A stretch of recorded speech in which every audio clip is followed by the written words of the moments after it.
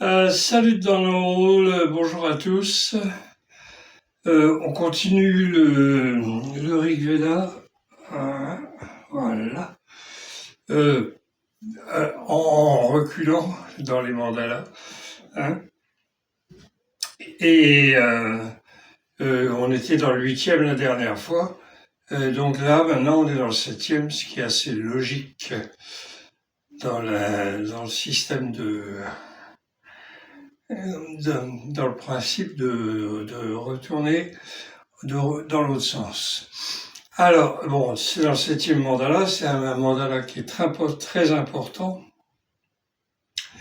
parce que c'est celui qui raconte la guerre des 10 rois.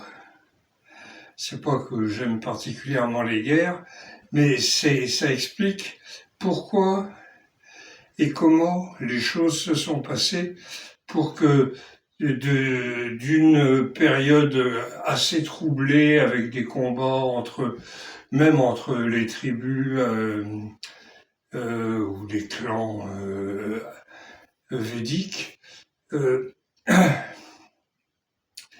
ils ont fini par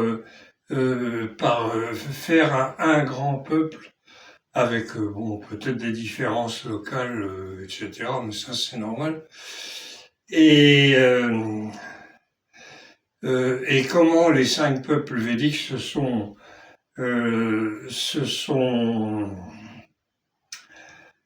alliés pour après donc former cette magnifique civilisation que j'aimerais bien moi voir revenir.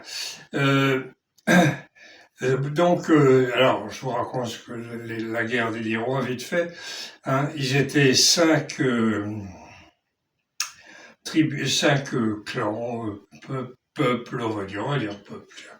C'est avec ce personne, c'est ça peut dire ce qu'on veut. Donc ils étaient 5 peuples qui s'étaient unis à 5 peuples autres qui n'étaient pas védiques, qui pratiquaient pas les mêmes sacrifices, qui n'avaient pas les mêmes façons de penser, etc. Puis après, peut-être que ça se, ils seront intégrés comme les autres, puisqu'après ça s'est étendu partout. Euh, et donc, ils étaient tous unis contre le roi Sudasa, qui veut dire le bon serviteur du ciel, hein, de la lumière, tout ça, et qui était le petit-fils de Divodasa, donc le petit-fils de celui qui a combattu les Dasyus avec Shambhara et qui a détruit les 99 villes de Shambhara. Bon, alors évidemment, le chiffre 99, c'est pas à prendre tel quel. Est-ce que c'est... alors, c'est bien sûr, c'est comme toujours, hein, c'est dans des sacrifices, donc dans des rituels qui survenaient très souvent et dans lesquels on buvait le soma à l'époque. Hein. Donc la fameuse plante antéogène qui permet d'avoir l'illumination à une heure précise, même s'ils n'avaient pas encore de montre. Alors voilà, c'est l'hymne. Alors, ben, je fais la même erreur à chaque fois. Mandala 7, hymne 90. Pris au hasard. Alors ça s'adresse à Indra et Vayu. Alors, Indra, c'est, tout le monde le sait, d'après sa racine, Ind, c'est la force, la violence, l'énergie, la puissance. On le représente armé d'une foudre, de la foudre, qui combat tout ce qui peut bloquer la lumière, comme Vritra par exemple, ou qui retient les eaux, etc. Donc tout ce qui nous empêche d'avoir l'expérience spirituelle qu'on obtient grâce au soma, entre autres, hein, parce qu'il faut avoir l'esprit préparé, bien entendu. Euh, et donc, c'est la force spirituelle que donne le soma, mais que donne aussi toute la préparation du jour de la consommation. Parce que je vous rappelle que c'était basé tout ça sur un sacrifice, une cérémonie si on veut. J'aime pas le mot sacrifice parce que c'est les Occidentaux qui l'ont mis, mais bon, qui ont traduit yajna par sacrifice parce qu'on y tuait un animal, mais on n'en parle quasiment pas. Bon, alors Indra, c'est ça. Et Vayu, c'est le vent. Le vent qui est déifié, qui est devenu un dieu. C'était ça, hein, toute la cosmogonie, je ne sais pas si c'est le bon mot, enfin tous les dieux qu'il y a dans le Rig Veda, c'est la nature. Hein, c'est des éléments de la nature, pas forcément des physiques, comme la force ou aussi la force c'est très physique, comme le vent ou comme les arbres ou les rivières. Ça peut aussi être l'amitié comme Mitra, comme la pureté, comme Apas, la beauté, comme l'aurore, Ushas, etc. C'était tout l'esprit était tourné vers ça. Vous trouverez dans le commentaire, dans le premier commentaire, parce qu'on vient de m'expliquer, donc ça y est, j'ai compris, un lien qui vous amènera sur mon site où vous pouvez télécharger l'introduction avec une vingtaine d'hymnes. Comme ça vous fait une idée de ce que c'est. Et donc le lien vous amènera directement là. Et là, vous avez un tableau avec tous la correspondance et des mots qui sont utilisés et leur signification dans le cadre d'une aventure spirituelle. Donc c'est pas que de moi, hein, j'ai participé puisque comme j'ai fait la traduction, donc bien obligé d'aller voir les racines et puis d'où ça vient, etc. Et mais je me suis inspiré d'un bouquin de Sri Aurobindo qui a bon, je vais pas revenir sur sa vie, mais qui était qui a fait dans le secret du Veda, il explique, pour comprendre le Rig Veda, il faut d'abord comprendre la signification du nom des dieux. C'est la première chose à faire. Vous prenez les noms des dieux, et puis vous avez déjà une idée de ce que c'est. Ah, c'est pas des dieux à qui le roi des dieux dirait toi tu vas t'occuper de ceci, toi tu vas t'occuper de cela. Non, ça n'a rien à voir. C'est la nature, elle est là. Bon, on en fait des dieux. Parce que c'était la coutume à l'époque, hein, je vous rappelle qu'il y a ça au moins 4000 ans et beaucoup plus bien sûr avant. Et ça continue, hein. Il continue de l'apprendre et puis de l'enseigner toujours oralement. Heureusement, parce que sinon on l'aurait jamais eu. Si ça avait été sur papier ou autre chose, ça n'aurait jamais traversé les millénaires comme ça l'a fait là. Et comme là, c'est fait exprès avec la métrique là, dont on va parler tout de suite. La métrique est faite exprès pour que ce soit facile à retenir,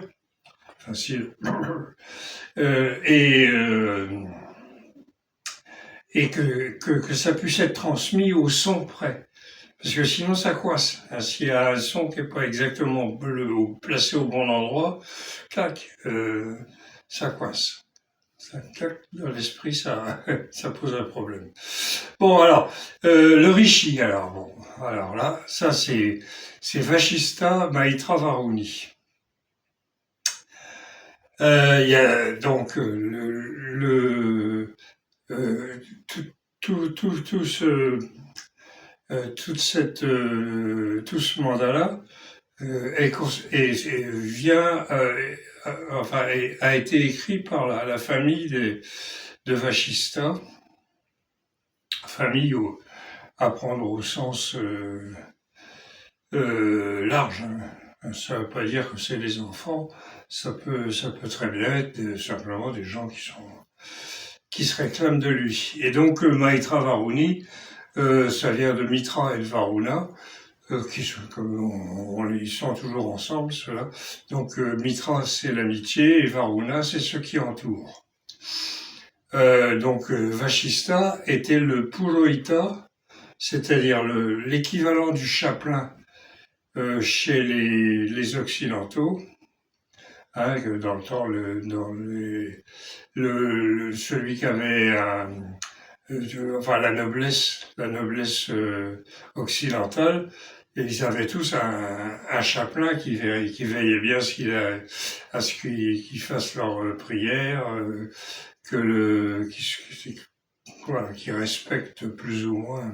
Bon, alors ça valait ce que ça valait, mais par contre là, Vashista était en rivalité avec l'ancien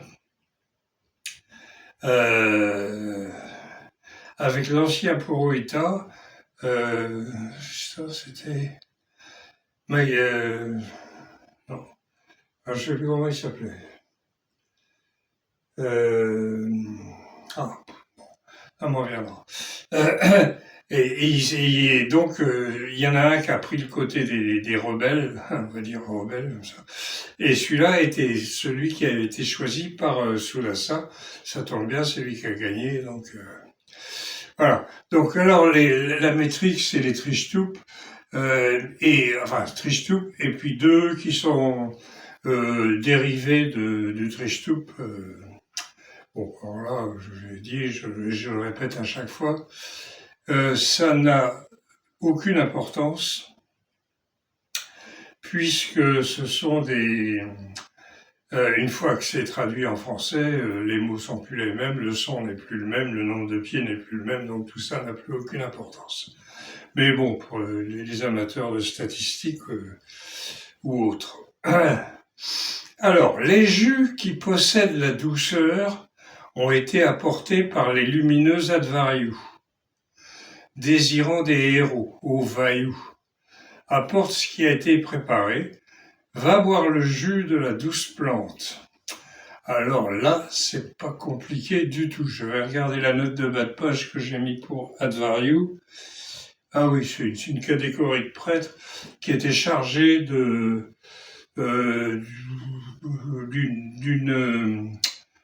faire certains trucs pendant les 4 jours de préparation de l'esprit. Hein, je rappelle le sacrifice, tant pis, on l'appelle comme ça, durait 5 jours. Pendant les 4 premiers jours, le truc de base. Hein, après, il y a eu des dérivés, des machins, des variantes et tout. Mais le grand truc qui avait lieu au printemps tous les ans, c'était l'agnistoma. Et c'était le truc qui durait 5 jours, 4 jours de préparation de l'esprit avec des rituels, des machins, on se lavait, on se raclait, on construisait l'air sacrificiel, tout ça avec des mantras, tout ça avec dans l'ambiance qui prépare l'esprit. Et puis le 5e jour, on dormait pas entre le 4e et le 5e jour, et le 5e jour, le matin, hop, on buvait le soma, et au moment voulu, c'est-à-dire au moment où l'aube arrive et puis que le soleil commence à menacer de se lever, à ce moment-là, le soma fait son effet. Donc, vous imaginez ce que ça fait quand vous assistez à un lever de soleil dans ces circonstances. Je ne sais pas si vous pouvez imaginer, mais moi je l'ai vécu et j'étais loin d'être le seul. Une cinquantaine d'années, etc. Mais enfin bon. Voilà. Alors, donc, je relis. Les jus qui possèdent la douceur ont été apportés par les lumineux Advaryu, désirant des héros, au Vayu, apporte ce qui a été préparé, va boire le jus de la douce plante. Bon, ben, le jus, c'est le soma. Hein. Point. C'est archi simple. Celui qui t'a donné l'offrande, le puissant et radieux soma, au Vayu, le buveur du pur, donc du soma, tu le rends propice. Il génère la puissance à chaque naissance. J'ai quand même vérifié, j'ai mis une note de bas de page. Oui, du pur soma, c'est bien ça. Celui qui... Bien cool pas. Pardon. Celui qui t'a donné l'offrande, le puissant et radieux soma, au Vayu, buveur du pur, tu le rends propice. Il génère la puissance à chaque naissance. Alors la puissance, évidemment, c'est la puissance spirituelle, parce que le reste, il faut pas oublier qu'on est dans un truc pour atteindre la lumière, hein, pas pour aller casser la gueule, la figure, pardon, des voisins. Alors, celui que vous avez engendré au ciel et terre pour la richesse, ce Dieu affermit la sage déesse pour la richesse. Ensuite, il place ses propres associés qui vont vers Vayu, possédant la blanche richesse au-dessus de tout. Ah, bon, alors, bon. Celui que vous avez engendré au ciel et terre.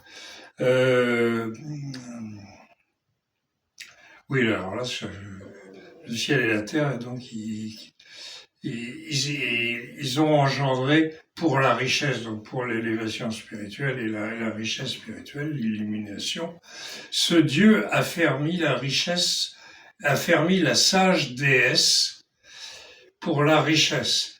Alors là, je ne vois pas de quelle déesse il parle, parce que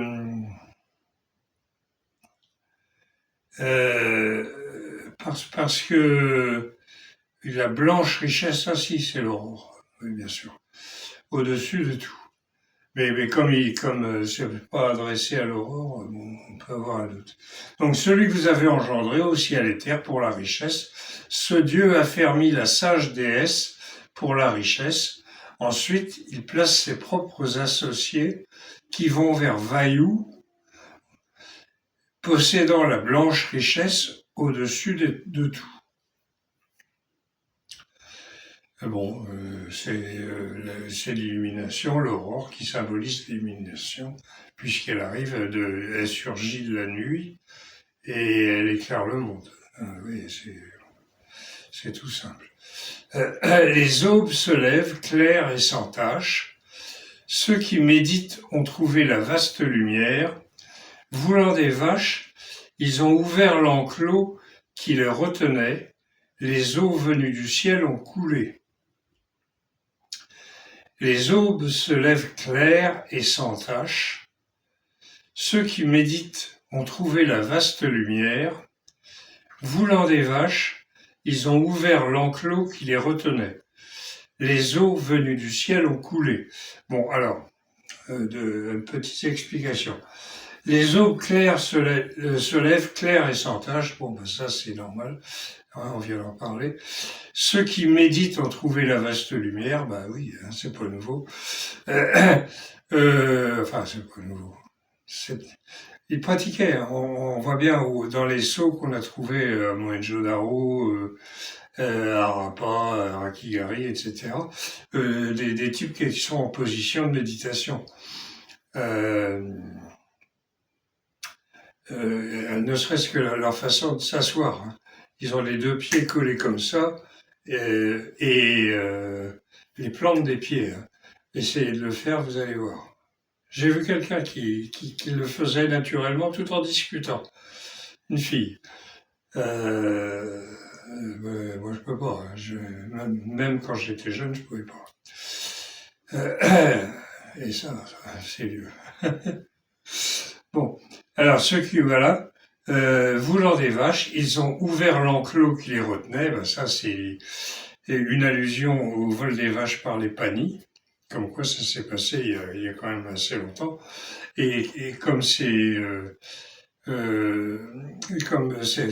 raconte une éclipse et que j'ai pu trouver la date, le 19 février 3929 avant notre ère, donc il y a pratiquement 4000 ans. Donc ça raconte un truc qui s'est passé après cette éclipse, donc c'est plus proche de nous. Donc on retient ça parce que pour ce qui est de la datation, c'est important quand même. Les eaux venues du ciel ont coulé, bon ben il a plu. Voilà. Et donc, alors il y a deux images là-dedans, parce que donc voulant des vaches, voulant la lumière, hein, ils ont ouvert l'enclos qui les retenait, donc ils ont en fait cassé la caverne où les voleurs de vaches avaient caché leurs vaches. Et quand Indra ou Brihaspati, selon comment on l'appelle, dans l'hymne, on l'appelle Brihaspati, mais je pense que c'est un autre nom d'Indra. Donc il casse la caverne, il libère les vaches, la lumière revient, et les eaux venues du ciel ont coulé, donc ça a fait pleuvoir, peut-être aussi, mais c'est aussi la lumière, les eaux sont sacrées, hein, apas. Ceux qui méditent avec une véritable volonté, unis d'eux-mêmes, apportent votre char, Indra et Vayu, celui qui apporte les héros.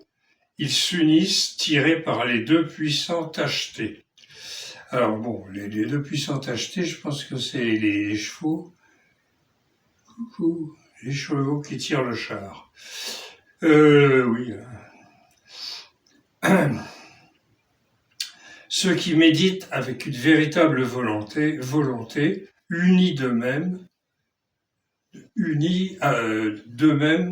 bon, unis entre eux, j'imagine, apportent votre char, Indra et Vayu, celui qui apporte les héros. Bon, ouais. Ils s'unissent, tirés par les deux puissants tachetés, donc on représente toujours Indra au moins, et puis bon, Vayu aussi par la même occasion, dans des chars qui traversent le ciel, etc., et qui sont tirés par des chevaux. Alors quand c'est Indra, c'est toujours des chevaux bais ou rougeâtres. Enfin, le mot c'est Hari. Ça veut dire rougeâtre. Bon. Là, ils sont tachetés. C'est pas des chevaux qui sont rougeâtres, c'est des chevaux que je sais même pas comment on a pommelé, peut-être. Je sais pas quel est le bon mot pour ça. Enfin bon, comme c'était tacheté, j'ai mis tacheté. Ah ben c'est malin, qu'est-ce que tu fais là? Voilà. Les puissants, cela nous donne le ciel grâce aux vaches, aux chevaux, aux richesses dorées, aux Indra et Vayu. Les vies des sages sont toujours victorieuses dans les combats, grâce aux héros et aux chevaux. Bon, les puissants, ceux-là, nous donne le ciel grâce aux vaches, aux chevaux, aux richesses dorées. Alors, les puissances et les dieux nous donnent le ciel grâce aux vaches, la lumière, aux chevaux, la force et l'énergie pour y arriver, et aux richesses dorées, c'est ce qu'on trouve quand ça a marché. Et ça marche bien si on fait les choses bien. Ô Indra et Vayu, les vies des sages sont toujours victorieuses dans les combats, dans les combats intérieurs contre notre ego et tout ce qui nous fait faire comme bêtises. Il suffit de regarder l'actualité actuellement pour en avoir un magnifique exemple. Grâce aux héros et aux chevaux. Bon, voilà. Là, c'est un hymne facile et simple. Comme des chevaux qui demandent la gloire, nous, les Vachistas, donc, voilà, je vais le lire et puis après on commentera. Alors, comme des chevaux qui demandent la gloire, nous, les Vachistas, avec d'excellents hymnes, nous appelons à l'aide ceux qui apportent la force. Vous, protégez-nous toujours avec vos aides. Alors, là, je vais vous dire, comme des chevaux qui demandent la gloire, donc comme de la force spirituelle, l'énergie spirituelle qui demande un résultat, nous, les Vachistas, donc les descendants du fameux Purohita, qui est le chapelain de Sudasa, c'était donc toute la famille des Vachistas. Avec d'excellents hymnes, nous appelons à l'aide ceux qui apportent la force. Vous protégez-nous toujours avec vos aides. Là, il est très simple. Et puis il est très court parce que ça y est, c'est fini. Bon, ben voilà. Donc, c'était tout pour aujourd'hui. Je vous rappelle que dans la description, vous allez avoir le lien pour aller sur le site qui est consacré au Rigveda. Il s'appelle rigveda.blog ou rigveda.net. Ça arrive dessus de toute façon. Vous avez de quoi lire pendant une semaine ou deux. Il y a plein de choses, plein de trucs. Et vous pouvez me contacter. Vous avez une page contact. C'est bilingue. Il y a des pages en anglais, il y a des pages en français. Et vous pouvez me contacter par le formulaire de contact, ça arrive dans ma boîte à lettres. Et si vous avez des trucs à dire ou à proposer, allez-y, je réponds à tout le monde. Je suis pas forcément opérationnel tout le temps, puisque je suis, comme dirait l'autre, vieux et malade. C'est un peu l'inverse de l'idéal. Et pauvre en plus. Et donc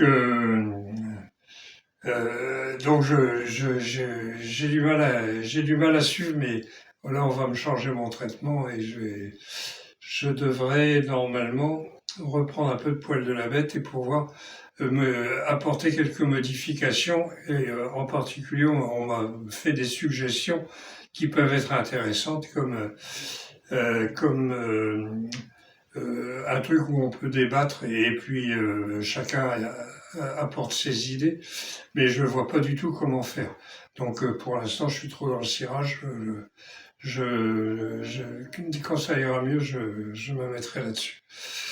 Voilà. Bon, alors donc la prochaine fois, ce sera un hymne du 6e mandala qu'on va prendre un peu au hasard et puis commenter et voir ce que ça peut nous donner. Voilà, c'est tout. Alors, Kenavo dans l'eau, et puis à la prochaine.